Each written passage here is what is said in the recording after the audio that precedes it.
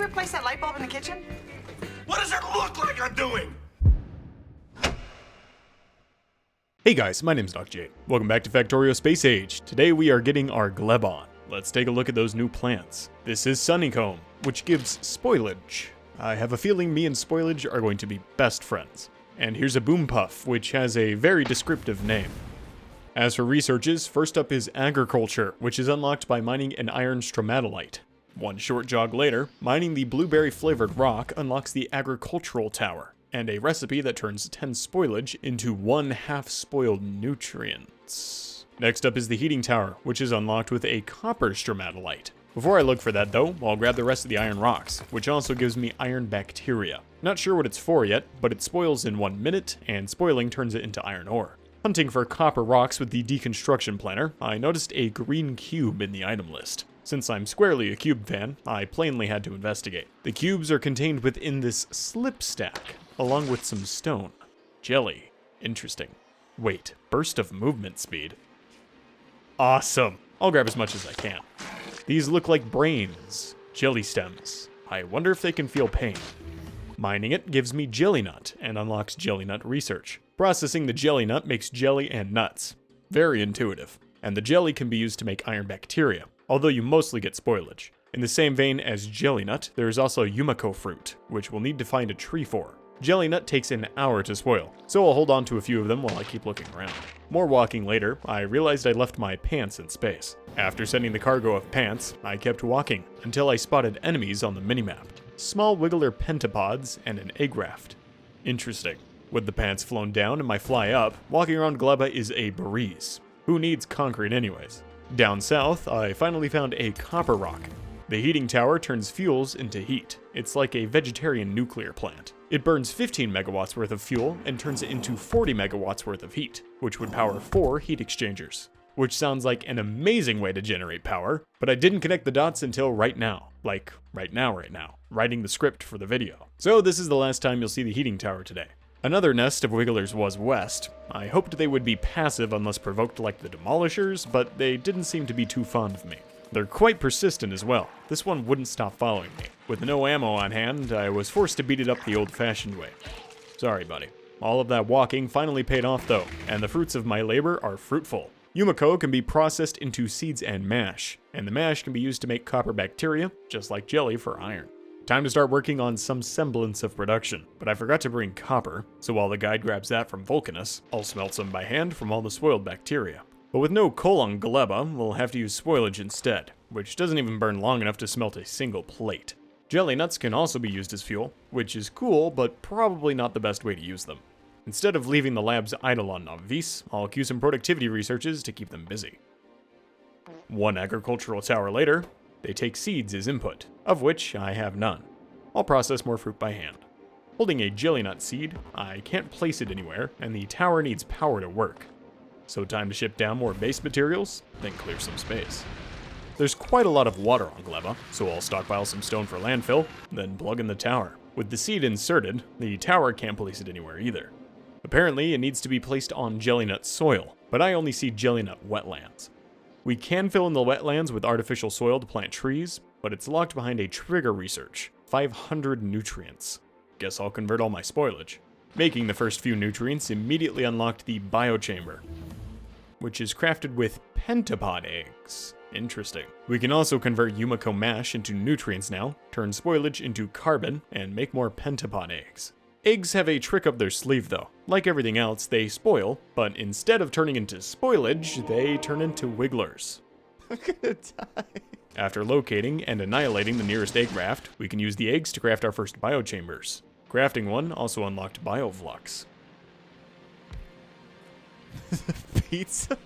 Using the biochamber, we can process fruits and such, and make the bioflux, which has a spoil time of 2 hours, making it quite stable. The biochamber is Gleba's special building, and as such gets a 50% productivity bonus, along with a higher crafting speed. Instead of using electricity or fuel, it uses nutrients to process items, which might be tricky to work with, since nutrients spoil pretty quickly. Using it to craft jelly is hilariously fast. Looks like we'll need some more stack bonus upgrades. With the bioflux in hand, we unlock bacteria cultivation. Bacteria can be fed the bioflux to make more bacteria. Unlocking this allows us to infinitely produce iron and copper in large quantities from fruit. Making even more bioflux unlocks bioflux processing, letting us make plastic, rocket fuel, sulfur, and lubricant. Looks like we won't need to set up any oil processing. More nutrients later, we finally have the artificial soil. I'll make some landfill to craft it with. Then the eggs spoiled in my pocket. With the soil in my pants and hands, you unfortunately can't place it on pre-existing ground. So we'll still have to build the towers in the special areas where the fruits can grow.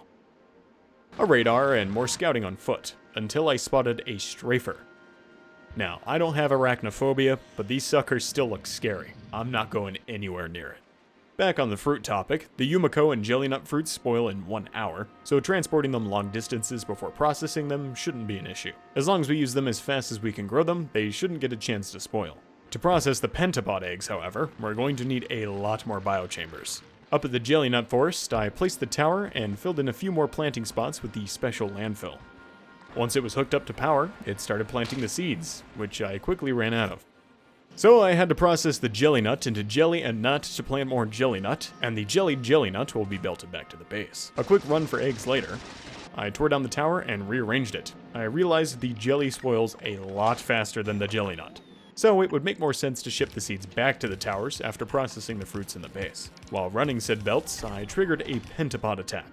Apparently, the towers produce spores, which is this planet's special pollution, and the tower was quite close to a nest, which also has a stomper protecting it. I am not dealing with that right now, so I'll make like a leaf and tree. Back at spawn, I made more biochambers, shipped base supplies down, then I took a look at the agricultural science pack, which is still locked behind some more bioflux. More Yumiko, more mash, bioflux, and there it is. The science is made out of bioflux and pentapod eggs. This'll be fun. And pentapod eggs? But those spoil it.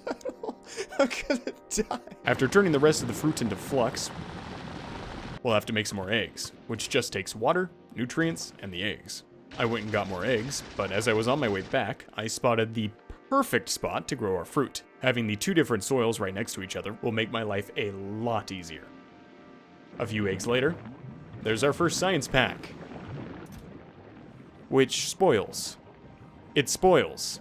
Great. Well, at least it takes an hour, but foreshadowing tells me this could be a problem later. Since the freshness of the final science is based on the ingredient inputs, we need to make the science out of fruit in as short of a production chain as possible to keep everything from spoiling too quickly.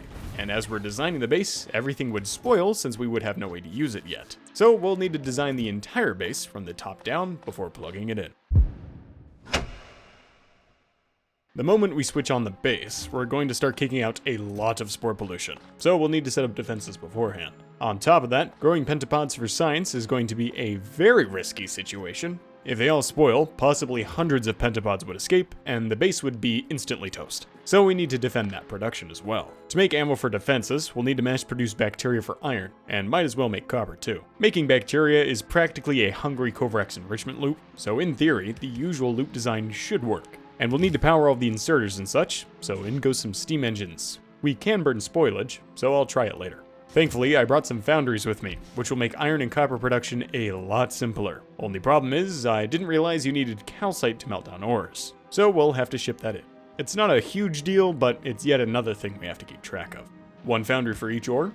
Then I remembered that in addition to bioflux for the bacteria, the biochambers also need nutrients to run. So right below the pair of biochambers, I'll make nutrients out of spoilage, which we can store in chests, because even if the nutrients from the spoilage spoils, we can use the spoiled nutrient spoilage to make new nutrients out of the spoiled spoilage. I had extra eggs in my pocket. Bacteria should be done in theory, but you know what they say about theories in games. Just waiting on the calcite before we can test it out, but the guide is currently hovering idle above Fulgora, since it ran out of blue circuits to send up. The train on Fulgora is set up to only deliver to the rocket when it has science to drop off, so it takes quite a while for stuff to make it to the island. I'll just send it manually. My theory was disproven. I forgot to add an output for spoilage in case the nutrients inside of the chambers spoil. With that fixed, and a loop-de-loop, Now for Bioflux, which I initially wanted to make locally, but that would have been a spoiling nightmare. So I'll do it in bulk somewhere else. For now, I'll feed in the flux I already had on hand. Using mash and jelly, I made some bacteria to kickstart the system. Iron and copper. The systems should self-regulate themselves, since they won't be able to output more bacteria until all the ores have been consumed. Just waiting on calcite. Now for Bioflux production, which just needs the mash and jelly. I'm not sure how much throughput we'll need, so I'll just do one belt with one item on each side. Spoilage will also go out the top of the setup, since we need to feed it to the bacteria farms and turn it into more nutrients. Speaking of the bacteria farms, we still haven't gotten a calcite delivery. Oh, I forgot to plug it in. With 3 spots reserved for Bioflux, now for fruit processing, which sounds pretty annoying, since you get fruit and seeds as output, then you have to input nutrients, all while making sure you remove spoilage. I'm sure it won't be too bad, but I will need more bioplants yet again, so I'll have to take out the Stomper. Looking at stats, once again, no poison resistance. You know what that means. To make the Baja, we'll need a couple green circuits, which I tried powering off of spoilage, but the boilers rip through the spoilage so fast that it's not even worth burning it. After Baja and blasting, the Stomper does quite a bit of damage when stomping on the turrets. It seems like you need to take them out before they can even get close to your defenses. The missiles from the strafers are very annoying to deal with. You can't shoot them out of the sky, so you have to wait for them to hit something. And if that something is you, well, good luck. The strafer is also very smart. It circles your turrets, staying just outside their range while continuing to fire more missiles. There doesn't seem to be a way to trick them into getting killed by the turrets either, so I had to take them all out by hand. Eventually, I had the eggs I wanted. Pentapods are a lot scarier than the biters. Having smart enemies is terrifying. Hopefully they don't have more tricks up their sleeve. More eggs, more chambers, and more fruit later, I made a ton of nutrients, just so I could let it spoil, since I'll need spoilage to kickstart the base later. The guide is stuck at Fulgora again. The production speed of the single train is nowhere near keeping up, but like a good manager, I'll continue to ignore the problem until it has major consequences. At least we finally got a load of calcite. Now for the fruit processing. Nutrients will go through the middle, the processed fruits will make their way upwards, spoilage will go out the sides, and I forgot to add a seed output or a fruit input. I'll do that later. For defenses, I'm not sure how we're going to protect the base from strafers, since they know how to avoid the turrets. And stompers have quite a lot of health as well, so whatever we defend ourselves with, it'll need to be powerful. Oh well, down goes the seeds, then down goes the towers. The Yumiko Tower had plenty of places to plant, but it looks like I'll need some artificial soil for the jelly nut. It's just made of seeds, nutrients, and landfill, so it's no biggie. I added a return belt, and even though the towers are just sitting idle, they are producing a suspicious amount of pollution.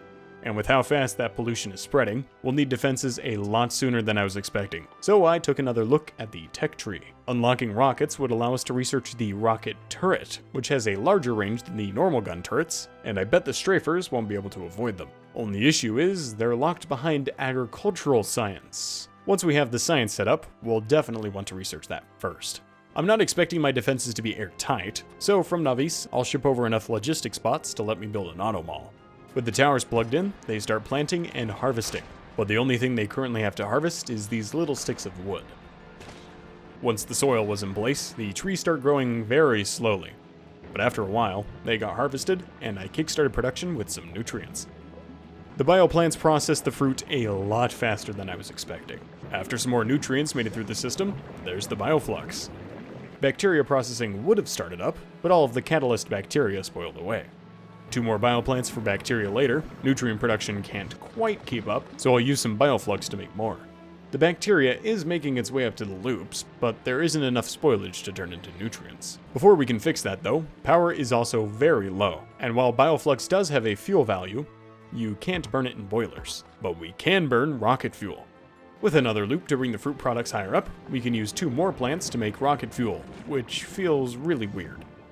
Rocket fuel powered burner inserters. That's a new one. Fruit processing is running at full tilt again, and everything sat idle for just long enough to make enough spoilage for the bacteria. The output speed is pretty decent, but without room to stockpile the bacteria, it's prone to clogging. And while feeding it all from just spoilage is fun, I'm already using all of my spoilage to make nutrients for fruit processing. So the plants starved and the loops stopped. Time for a redesign. And before I forget, I'll request the concrete and electric engines for a rocket silo to send the science up with. I'll still need to smelt the silo steel on site. I haven't shown it on camera yet, but Navis is really struggling with blue circuit production. Hopefully this productivity research will help. And Fulgora is still falling behind electromagnetic science and blue circuit production, so I'll research scrap productivity as well. More steel, more power, then down comes the silo supplies. But I don't have enough blue circuits, and the guide is fresh out. Since Navis and Fulgora are still behind on production, I'll have to get more from Vulcanus. Oh, I had a bunch in a chest. Classic. The silo will go right below power production, and we'll steal the rocket fuel from there. Although we still need to import blue circuits and low density structure from other planets, so time for a landing pad. Pollution update. It's spreading very quickly, and water doesn't absorb spores very well. I took out the nest it was about to touch, and thankfully you can destroy extra eggs by shooting them in a container. In goes the roboports for automatic repairs and radar coverage, and the landing pad for imports.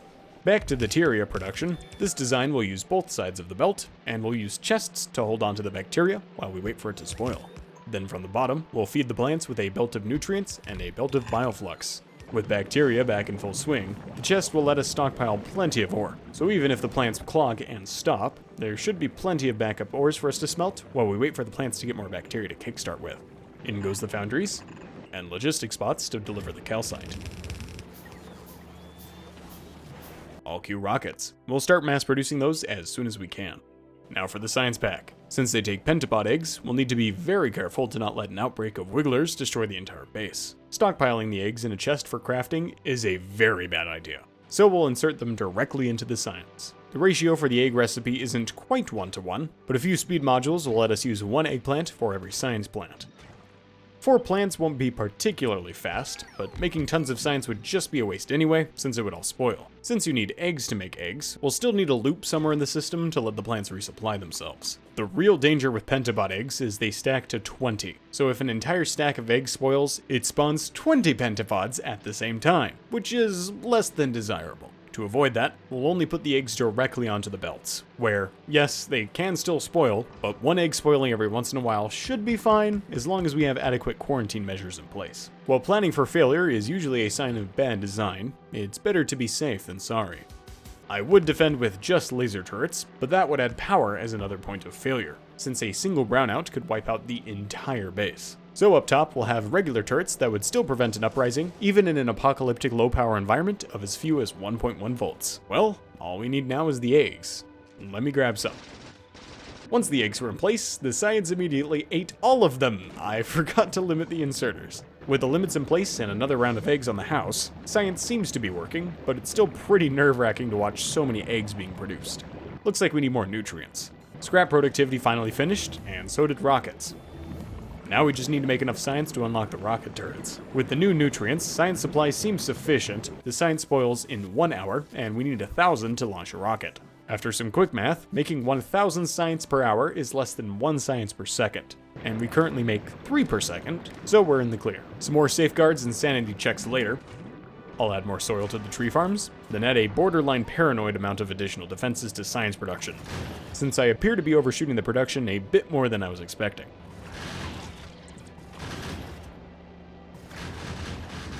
I'll tweak the numbers and add repair pack production. Additionally, nutrient production is now too fast, so we're ending up with more spoilage than we can reuse. We can automatically destroy the extra spoilage by making 2 recyclers kiss. Some more tweaks to prevent production lines from completely clogging up. Looks like I was a bit too restrictive with egg production, causing it to lock up. 1 trip to the free-range egg market later. I'll put in a programmable speaker to warn me if the system runs out of eggs again. I can think of over 20 different ways the setup could fail, so it's a matter of when and not if. With 1,000 mildly spoiled science in hand, up goes our first rocket of agricultural science. Slowly, the guide brings the science back to Navis, launches it down, and it gets put in the labs. Like I said, we're going to do rocket turrets first, but another thing we could research is more player health, which is cool. To unlock the turret, we'll need to unlock carbon fiber as a prerequisite. Carbon fiber is made out of carbon and fibers. Very funny. With 2 levels of explosive damage research, we can queue the turrets. Wow, the science didn't last very long. To try to get at least something researched, I queued tree seeding, which only costs 50 agricultural science, but the labs ran out of science before it could even finish that. Navis is also super low on copper, but I'll load more onto the bus with bots. At this point, most of the copper on Navis is being shipped in. We're getting pretty dependent on Vulcanus to keep things running. And to move those deliveries around, we only have the guide, which is constantly in a thrust shortage. I was able to squeeze in a bit more production, but deliveries are still quite slow. To try and improve throughput, I started sending up twice as much science to the platform, which does make its way back, but by the time the science arrives, most of it is nearly completely spoiled. So even though we sent 2,000 science packs, turns out the science does less research if it's partially spoiled. So in reality, that 2,000 science ended up being worth closer to 700, and our research quickly fell off a cliff. While the guide is an awesome looking platform, it's terrible at moving items around quickly. This wasn't an issue before, since I'm a pretty patient guy, but with spoilage in play, we need a separate platform to move items quickly with. Time to design a new platform. We'll need to either keep it very light or provide a lot of thrust. Annoyingly, right outside of our reach is the Advanced Asteroid Processing Research, which would let us make copper on the platform, and with it, we could make red ammo. And to rub salt in the wound, it would also unlock more efficient thruster fuel and oxidizer recipes, which would make powering the thrusters easier and cheaper. We could try to research it right now, but with how far the science spoils every time we pick it up, at this point, each delivery from the guide is practically worthless. I tried recycling the science to see if we could use quality modules to remake the science to make it last longer, but recycling the science just gives you back more science, with the same spoilage level. Oh, and another issue. Navis is out of coal, so we need to ship in that as well, further increasing how long a round trip with the guide takes. If we're optimistic and assume all of the science is at the same spoilage level, which it isn't, this entire load from Gleba is worth around 450 science. We'll keep delivering it regardless so we can unlock the rocket turrets, but it's going to take quite a while. I kept designing the new platform, ratioing it around 2 chemical plants for ice. But even at these large scales, this is not even enough for 2 thrusters worth of output, let alone the 11 I was planning for. With ammo production and turrets for defense, the platform is already getting way too big. So back to the drawing board. Even if we can't keep the thrusters fueled at full capacity, having a small and light platform should be faster. Rocket turrets. Along with the turrets, we also unlock coal synthesis, which will let us make explosives from scratch on Gleba, since there aren't any coal patches there. I'll queue the better asteroid processing, but it'll take a very long time to research. So whatever platforms we build to fix throughput issues, we'll have to do without it. A bit more work on the small platform later. Researching has further increased copper demands, and we're out of production science due to a lack of stone bricks due to a lack of coal, since we still aren't importing it fast enough to keep steam production fed. Change of plans. I was going to build just this one platform to deliver agricultural science at higher speeds, but I think we'd be better off making a couple of them, since Navis has become cripplingly dependent on deliveries from Vulcanus, and the guide just can't supply the kind of throughput we need. So renaming the platform, this is Swarmy. Once we verify this one works, we'll build more. Another pressure point is Fulgora. The lack of electromagnetic science there isn't a huge deal at the moment, but it would be nice to improve scrap production overall, since we could really use some extra blue circuits and low density structure to build rockets with. The one train is a fun homage, but it's a throughput nightmare. So we end up depending on Vulcanus for all of our blue circuit and low density structure production, leaving us with one central failure point. If Vulcanus ever stops delivering items or runs out of power, it would be an absolute nightmare, since we're already struggling to launch rockets fast enough. Also, the Demolisher got new sound effects. Splitting my focus in yet another direction, Wiggler eggs ran out. I went to get more eggs, but the nearest nest is defended by strafers, which I currently don't have a good way of dealing with. Plus, there's no rush to start agricultural science back up, since we can't research anything till Navis catches its footing with production science anyways. Well, while we wait for everything to calm down, let's finish setting up Gleba's defenses. To make the rockets, we'll need explosives, which are made out of coal, sulfur, and water. Synthesizing coal takes sulfur and carbon. Making sulfur is easy, just spoilage and bioflux. And you can make carbon directly out of spoilage. With a little test setup to test things out, we're making explosives. Each rocket takes 1 explosive. I'm not sure if we'll need more production than this, but we can always scale up later. With bot-delivered rocket production built, we'll need the turrets. I'll make some carbon fiber, which is simple and weird, then I'll use it to make a turret. Like a flamethrower, the rocket turrets have a minimum range that they can fire at, but their outer radius is still quite large. Since they can't shoot at enemies that get too close, you'll still need to defend the rocket turret with other turrets. With some rockets locked and loaded, I'll test out the turret on this strafer. Well, never mind, I killed it before it could even get close. Let's try another nest. This nest has a stomper, which has a lot more health. The turrets shoot quite slowly, so I'll definitely need a few of them. We're still out of purple science, but I can research a few more levels of explosives damage. After tweaking the numbers again, I'll kick the science back into gear to prevent the rest of the base from seizing up on spoiled nutrients. That stomper took quite a few rockets to take out, so this explosive production definitely isn't going to cut it. After working out the ratios, this setup should make enough explosives for a rocket every 2 seconds, and it's bot fed, partly because I'm lazy, but mostly to try to prevent it from clogging.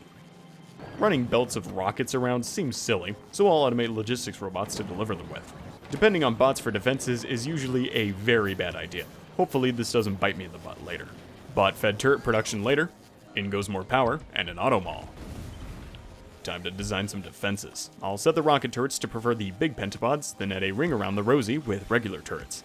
Running ammo lines all over the planet would also be a pain, and we're already delivering the rockets with bots anyway, so might as well deliver the ammo with them too.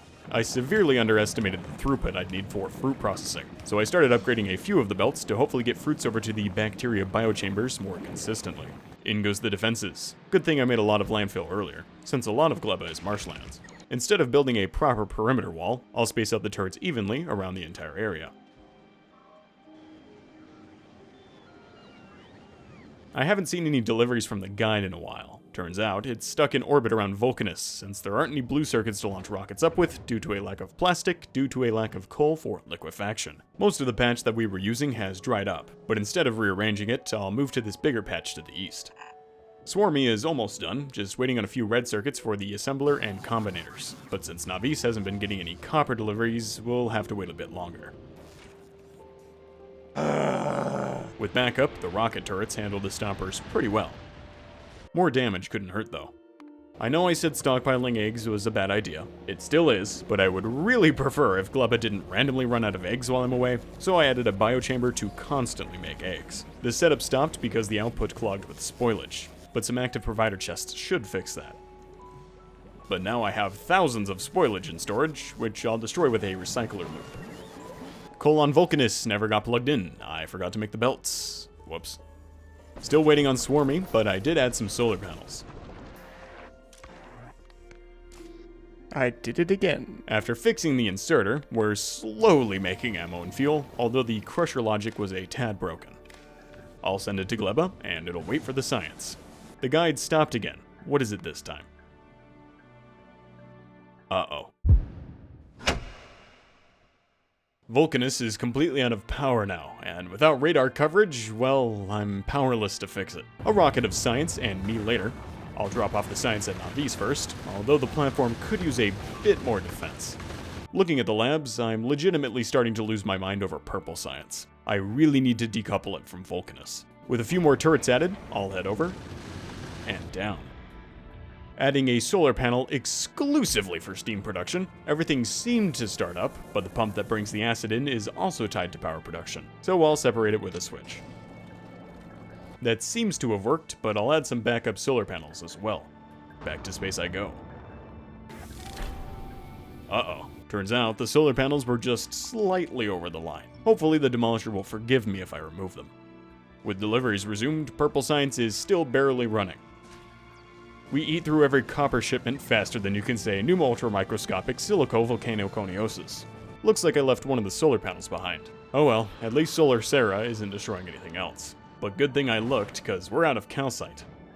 I accidentally removed the power pole when tearing down the coal miners. Oops. Might as well bring some copper back with me. I set up a science schedule, but while the platform is moving, we can't make ammo quite fast enough, and we keep running out of thrust. Back to the drawing board. Making it too small was a mistake, so instead of aiming for speed, let's aim for consistency. More ammo production and turrets, improved asteroid processing, then we'll use pumps to disable thrust whenever there isn't enough ammo in the system. These 3 thrusters will pull back more fuel than we could possibly produce, but that's fine, since lower fuel inputs are more efficient anyway. Putting it all together, it's quite off-center, so in goes more cargo space to shift it over. Actually, we can make it a bit more compact by separating the thrusters and fuel production. But now it's off-center again, so another shift. In goes the crusher circuitry.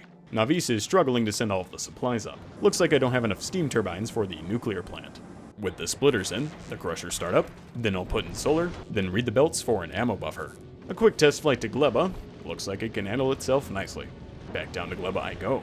Fruit processing stopped. The seed output got backed up, but that's an easy fix. After remembering to actually plug in the defenses, I'll restart science.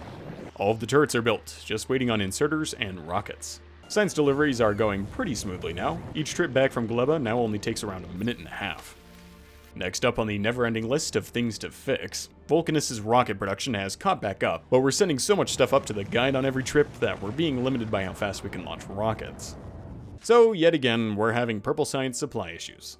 To try and do smaller but more frequent trips, I'll start putting together another Swarmy for delivering copper to Navis, but it'll take a while to build. There is also this patch of copper to the west. Why didn't I go get it earlier? While you will definitely lose a few bots, placing laser turrets directly inside of nests works pretty well. New issue though, we can't smelt the copper without coal, which we will also need to import from Vulcanus now. Okay, I'm postponing the second Swarmy, and we have plenty of space in the science platform to bring back copper and coal with. But even with these coal deliveries, we still aren't getting enough, which causes iron production to stop. Fine, I'll go get this patch below us. Unfortunately, between the coal and us is a biter nest, which ends up killing quite a few bots. Eventually, though, we've conquered the coal. Iron is back up to speed, but it's still not enough to feed green circuits. The problems with persistently subpar purple packs persist. Luckily, I finally spent 2 seconds to look at the research tree. Pretty soon, we'll be able to unlock the Biolab, which will make each science pack worth double the amount of science. After adding more red circuit production to crawl across the finish line, advanced asteroid processing. With the new advanced recipes, we could build a platform that uses red ammo instead of yellow ammo, and we could even use foundries up there, since we can get calcite from oxide chunks. Cool, but we'll do that later. Next up is the biolabs. Wait, what are you talking about?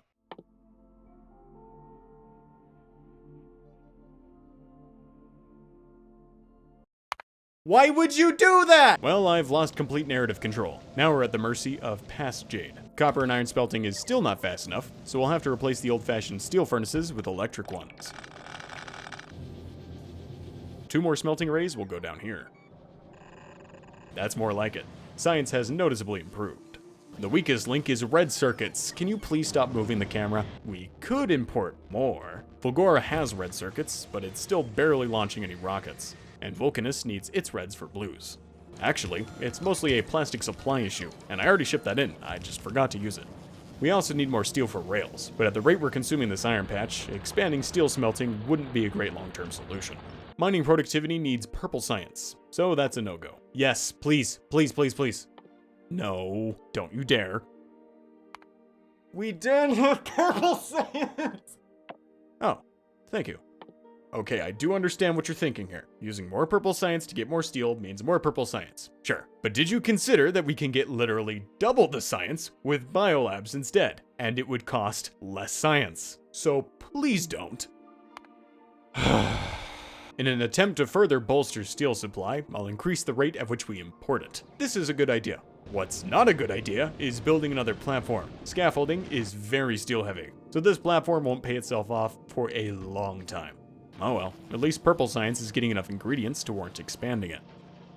Belt throughput is starting to limit the base as well, so I whipped together some blue belts. While we're doing a lot better than before, we're still functionally at the mercy of the guide. In a bold and unexpected move, Past Jade had a good idea. Instead of struggling to deliver resources to Navis to make purple science, what if we just moved purple science to Vulcanus? Seems like a good idea. I'll head over right after we finish steel productivity. It's very strange to see a productivity bar in a steel furnace. Time to launch myself up. Honestly, I had completely forgotten I was on Gleba. I had been in the map view for so long that I just assumed I was on Navis. 1 re-entry bird later, I'll grab my stuff, then bang down the ratio for purple science. With the ratios in hand, I'll put together the science. Instead of bringing down iron plates just to craft them into sticks, I'll cast them directly from molten iron in a foundry. While I was heading up to grab those, I saw that water production for oil processing is struggling due to a lack of acid. Since acid also powers the whole base, we should really get on that. There's another acid cluster on R9, but it's in Demolisher territory, so I'll make some Baja and take out Acid Alice.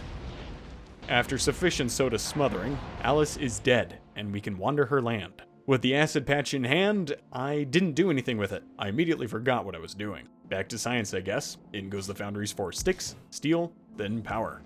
A quick relocation, then I'll start plugging in the ingredients. Circuits, stone, iron, stone again, then I finally noticed that power is going out. So back to making pipes to hook up the acid patch.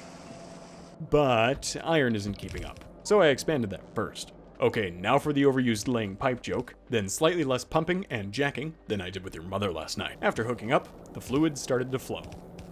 More power, then one final underground belt for purple science. 5 assemblers won't do, so after modifying it to tile, that's 20. If this doesn't solve our purple science issues, I'll eat my shoe. Although plastic isn't quite keeping up with red circuits. Let me check. No, I do not. Who gave you permission to talk? Well, stop it. The title cards usually do give pretty solid advice, so I'll put in some productivity modules. Couldn't agree more. With the science launching up, I'll go up as well, and head back to Navis. A bite of waiting later. That's Aquilo. Aquilo is an ice planet, and you have to build everything on top of icebergs using concrete. The oceans are made of ammonia, and the buildings will freeze if you don't heat them up with heat pipes. This'll be fun. In preparation, I'll load up the science platform with some supplies and a lot of concrete. Now I should be able to head over as soon as everything gets sent up. Before we go, though, I finally remember that I want to unlock the biolab. So first up is captivity. Then we'll have to capture a spawner to unlock biter egg handling. But once I've done both of those, I'll unlock the biolabs. I'll also queue plastic productivity, since Vulcanus is still slightly struggling with plastic production, then power armor. Well, might as well skip the Mark II armor and go straight for the mech armor, which at 5,000 science is pretty pricey, but looking good ain't cheap. While captivity researches, I want to bring your attention to electromagnetic science. Since we're so heavily limited by the single train design, we only make around 260 per hour. I feel like it'll be our weakest link soon, so we'll need to overhaul Fulgora later as well. So at least for now, mech armor is off the table. In its place, I'll research fish breeding, which unlocks the ability to make more fish and turn fish into nutrients. I have a sneaking suspicion the biolabs will need nutrients. Captivity, and the last 2 rockets of Aquilo materials just launched up. But back down I go, since I still need to capture some spawners. Earlier, I was letting these nests murder hundreds of bots instead of just killing them, since I knew I'd need them later. I'll wall them in, making sure to set the laser turrets to not accidentally kill the nests. But to actually capture the nests, I'll need the capture robots, which take bioflux as an ingredient. While I wait on that, I'll make some Mark II power armor. Having a temporary upgrade is nice, plus I'll need it to craft the mech suit later. Might as well research energy shields and personal lasers to go along with it. Adding the walls caused quite a few casualties.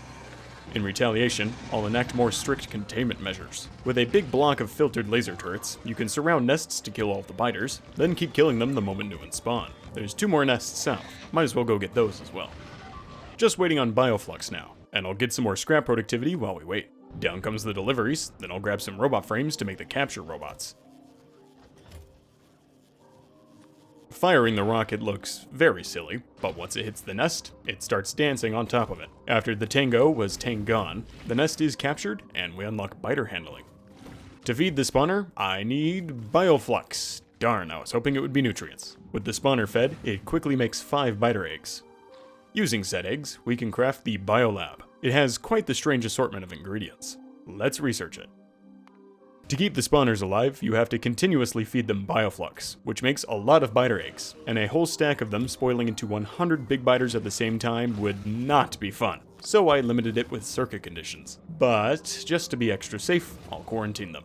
Also, the eggs don't spoil as long as you keep them in the spawner. So as long as you don't pull more eggs out of the spawner than you need, they're pretty safe. Side note, the material swarmy is finally done. Here's its maiden voyage. Biolab. To get rid of any spoilage, and mostly just for fun, I'll set up fish breeding.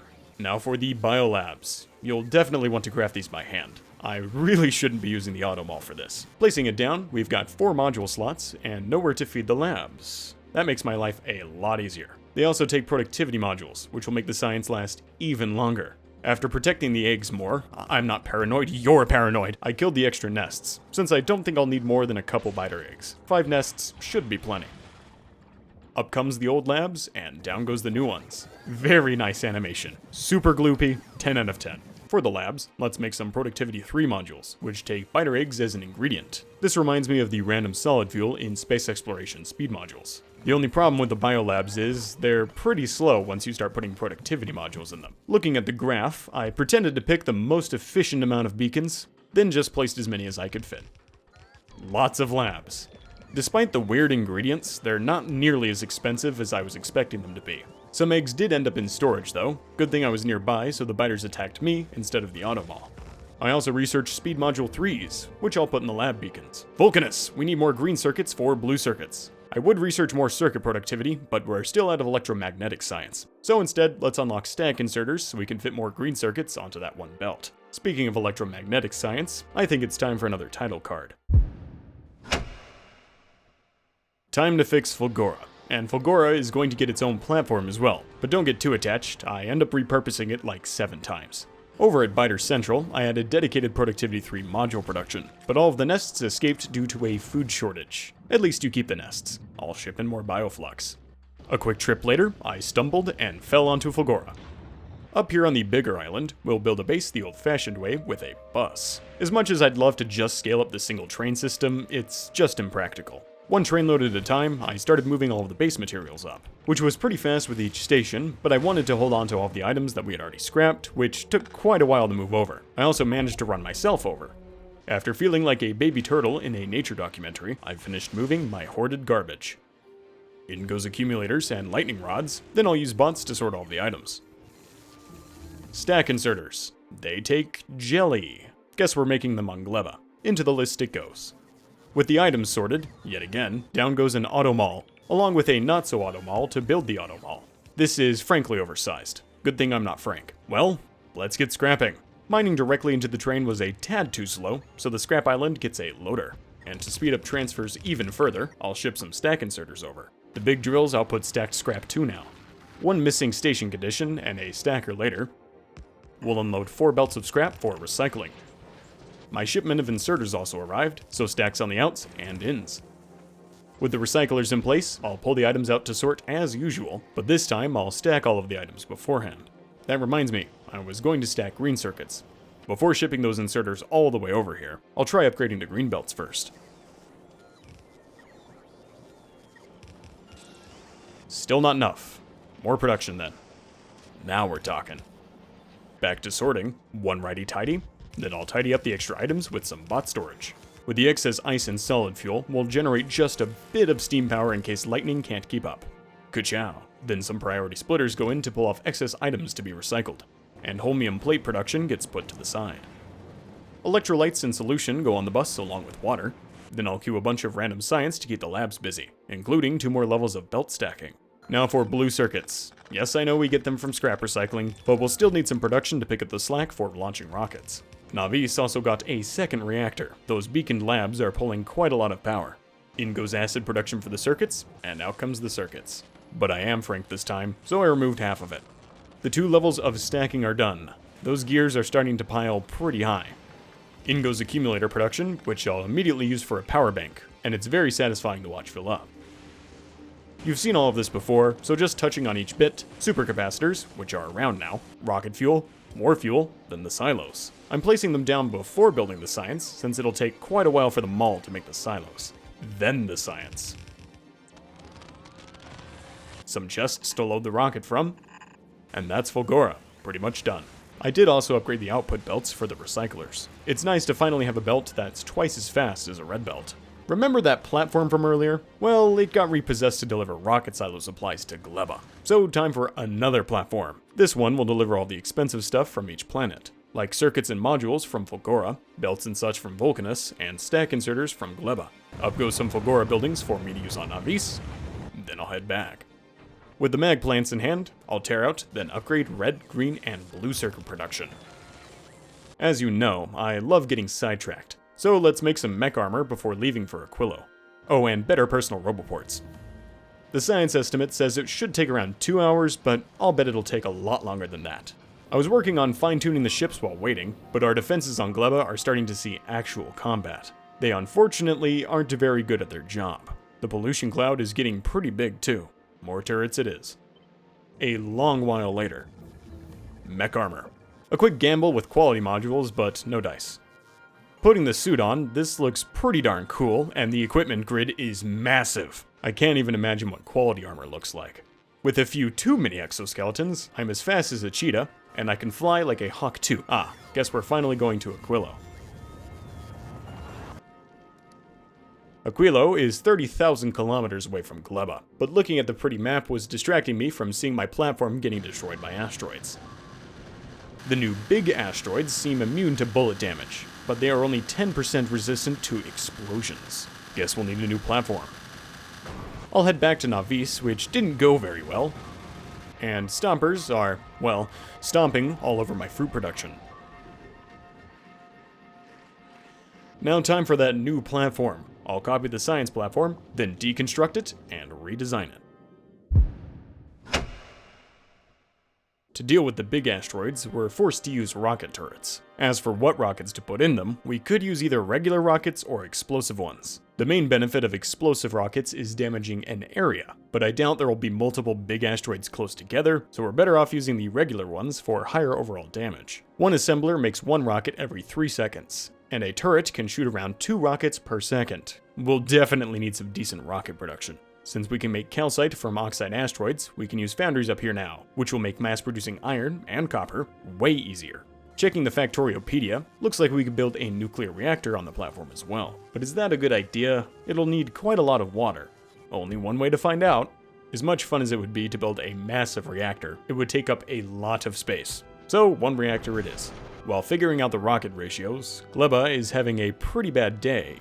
I'll add more turrets. With the new metallic asteroid processing, we'll also get copper, so might as well use it to make red ammo for the turrets.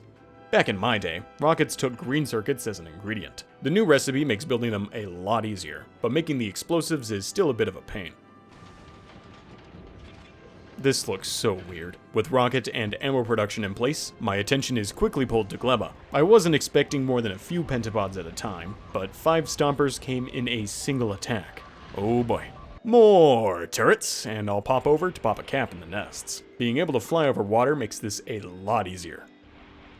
While I was there, I started stacking all the fruit in fruit processing to increase throughput.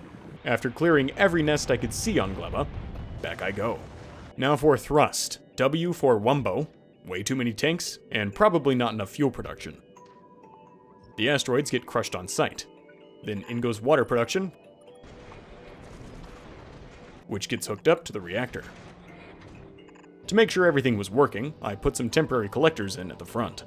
Everything seems to be working. Also, ignore the quality modules mixed in with speed modules. I would say I fixed it later, but that would be lying. Next, I dutifully designed the defenses, this time with some walls to protect the turrets better. I didn't realize you could use them up here until now. With plenty of turrets and loops for the ammunitions, in goes the corners and the rest of the defenses on both sides. I definitely don't need this much side protection, but it sure does look cool. Plugging in the meteor output, I'll let that slowly build while I work on Vulcanus for a bit. We're at the point in the game where I'm doing so much minor base maintenance that I can't keep it all in the video, but I do want to show how powerful stacking is.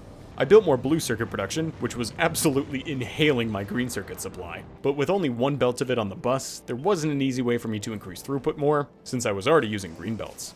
But after shipping some stack inserters over, and stacking some of the output, we're now using less than half of the belt, and on that half, we're moving more than a full belt of circuits. With the maximum level of stacking research, you can now fit what used to be 4 belts worth of items onto a single belt, which is pretty nuts, and very convenient for spaghetti enthusiasts like me. I also use my belts to buffer items, so stacking them makes those buffers 4 times larger, which would be a nightmare for items like science, but it's perfect for intermediates. Even after all of that yapping, we're still waiting on platforms, and melting ice isn't able to keep up with the reactor due to low power. So in goes more solar and accumulators, which when stationary, seems to be enough to power the whole ship. To prevent the platform from ramming into asteroids without ammo, I'll hook in some belt readers to enable and disable the thruster pumps. More waiting later, the reactor filled its steam buffer, but I think it would be a good idea to buffer a ton of steam.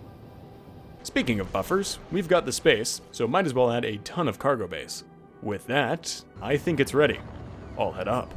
As a test flight, I sent it to Vulcanus, which went well, but the range on the rocket turrets is bigger than the gun turrets, so we were wasting a lot of rockets on asteroids that didn't need them. I'll tell the rocket turrets to only shoot the big ones. After making sure recycling was working properly, and adding a bypass, because you've got to build bypasses, I launched up tons of ingredients and some buildings. Well, let's see if we can make it. Not a single asteroid even gets close. Surprisingly smoothly, we make it all the way to Aquilo without any issues. I think I might have overbuilt the platform. I'll just call it future-proof. I'll launch down. Well, it's pretty blue, and I've already managed to pollute the planet. Looking around, there's crude oil, lots of ice, and the sea. How are we supposed to make anything here? You'll have to find out next time. But stick around, I've got quite a lot to say about Gleba. I'd like to take a moment to thank my supporters on Ko-fi. Overall, this turned more into an episode about everything falling apart around Gleba instead of an episode about Gleba itself. But I think it's important to show my mistakes instead of just sweeping everything under the rug. I think the Factorio community focuses way too much on perfection, to the point where I see a lot of people who discover the game, interact with the community a bit, then end up too scared to try Factorio, or give up very early into their first playthrough, because they feel they won't be able to build a perfect base, or aren't smart enough to play the game. If that's you, trust me, you can play Factorio. Who cares what your base looks like? Having fun is more important. Anyways, how do I feel about Gleba? Well, I genuinely think it's the best planet. Period, full stop, no cap, /SRS. It's the first time I've been forced to focus more on throughput than just building things. And it also forces you to improve your interplanetary logistics, which, honestly, I would have never done otherwise. I see a lot of people discussing a freezer mechanic or a way to preserve items to prevent them from spoiling, but I want you to take a step back and look at the way that Gleba is designed. If you had a way to freeze items and preserve them until you need them, the entire crafting chain would turn into just another boring science production setup where you build big buffers and stockpile everything, except this time you're getting your resources from trees instead of mining drills. The entire design premise of Gleba seems to be looking at how a game mechanic is done on Anvis, then twisting that mechanic to its polar opposite, which seems to bother a lot of people, but I think it's perfect. I have gotten tired of playing mods where the idea of new content is just another crafting chain, with 12 intermediate steps, 5 new machines, and maybe a fluid or two. Having a completely new and fresh mechanic to design a factory around is a lot more fun. Although, my one complaint is the fruit trees kick off an absolutely insane amount of pollution when they get picked up by the agricultural tower. And since Gleba has a lot of marshland, less of it gets absorbed because water doesn't absorb pollution at all. I think the fruit trees are like this because nothing else on Gleba produces spores, which is weird to me. I think that trees should have their pollution output decreased, then offset that by making the biochambers release spores as well. Maybe not for every recipe, but at least the ones that involve fruit. With the trees the way they are right now, what ends up happening is you build your agricultural towers as far away from the actual fruit processing as possible, then focus most of your defenses around the fruit trees. And since the harvested fruits take an hour to spoil, there's not much penalty for moving them long distances. But on the flip side, it could be an intentional game design decision to change the way that you defend your base, instead of building a big perimeter wall around everything. Which, if that's the case, I think the trees and tower being the only polluters makes a lot of sense. Or maybe that's just me. Maybe my base is weird. I haven't seen anyone else play Gleba yet, since I've been too busy editing this video. Anyways, I've been talking about Gleba for so long that I'm starting to loop the B-roll of the main menu, and I'm losing my voice. So that's all for today. My name's DocJade. Bye-bye.